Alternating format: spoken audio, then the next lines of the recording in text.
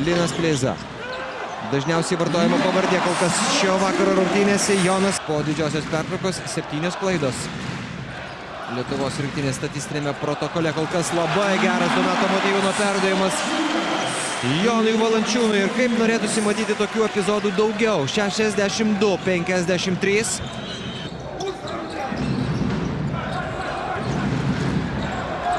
Gražiai pakabina Adas Juškevičius kamuolį virš lanko. Įspūdinga Lietuvos komandos ataka.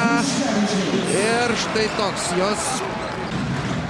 Donatas Motiejūnas gražiai pasisuko pagalinę liniją ir ko gero galėjo net ir pats užbaigti šią ataką.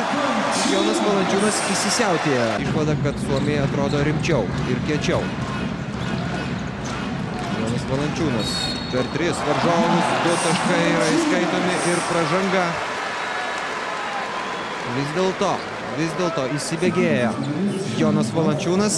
Jis antrasis krepšininkas Lietuvos komandoje šiandien pasiekiantis dviženklį taškų skaičių. 10 taškų. Pagaliau 44-44. Jonas Valančiūnas pataiko pirmąjį baudos metimą šios dienos rungtynėse.